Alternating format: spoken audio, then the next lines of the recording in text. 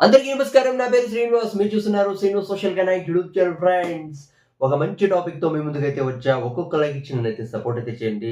నా వీడియోస్ ఏమన్నా మీకేమన్నా నచ్చితే సబ్స్క్రైబ్ చేసుకొని సపోర్ట్ అయితే చేయండి. ఇక లేట్ చేయకుండా టాపిక్‌లోకి అయితే వెళ్ళిపోదాం. ఏంటి బ్రో ఈ కలెక్షన్స్? వామ్మో!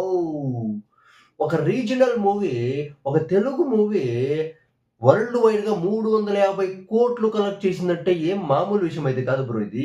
చాలా చాలా సీరియస్ టాపిక్ ఇది. అవునా కదా! నిజంగా మూవీ మేకర్స్ మనశంకర్ వరప్రసాద్ గారు మూవీ మేకర్స్ ఒక వీడియో అయితే రిలీజ్ అయితే చేసినారు. సినిమా స్టార్టింగ్ నుంచి వాళ్ళు ఏమేం చేశారు అని చూపించి ఫైనల్‌గా 350,00,00,000 కలెక్ట్ చేసింది ఈ మూవీ అనైతే ఒక రిపోర్ట్ అయితే ఇచ్చినారు మూవీ మేకర్స్. నిజంగా ఇది బ్రేకింగ్ అప్‌డేట్ అనే చెప్పొచ్చు.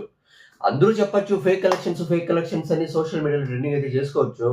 కానీ Anil Ravipudi already strong counter అయితే ఇచ్చినాడు.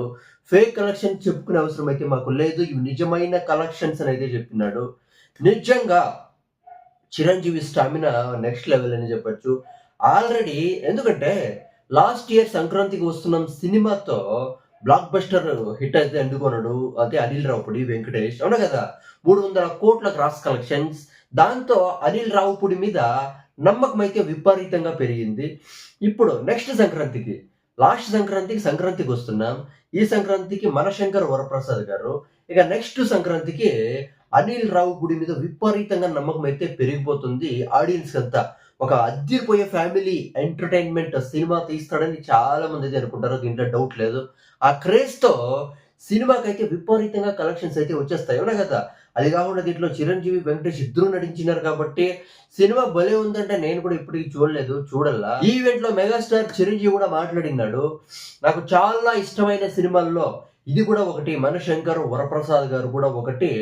అసలు ఈ సంక్రాంతికి మాత్రం నిజంగా అద్దిరిపోయే సంక్రాంతినైతే ఇచ్చింది ఈ మనశంకర్ వరప్రసాద్ గారు మూవీనైతే చెప్పినాడు. నిజంగా ఈ మూవీ టీమ్ అయితే విపరీతంగా ఎంజాయ్ చేస్తున్నారు. చాలా అంటే చాలా ఎంజాయ్ చేస్తున్నారు. ఒక లెక్కలో గుడ్ న్యూస్ అనే చెప్పొచ్చు. ఎంజాయ్ మూమెంట్ లో మెగాస్టార్ చిరంజీవి అనిల్ రావిపూడికి ఒక అద్దిరిపోయే కార్ అయితే గిఫ్ట్ గా అయితే చేసినాడు. ఆ కార్ కూడా 2,00,00,000 పైన అయితే ప్రైస్ అయితే ఉందంట. అది సోషల్ మీడియాలో ట్రెండింగ్ అయితే దాని ప్రైస్ అయితే నాకు తెలీదు.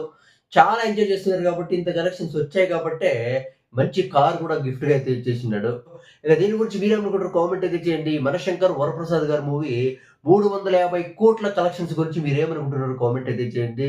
అది కాకుండా నా ఎక్స్‌ప్లనేషన్ ఏమైనా నచ్చితే సబ్స్క్రైబ్ చేసి సపోర్ట్ అయితే చేయండి. లైక్ చేయండి. By by.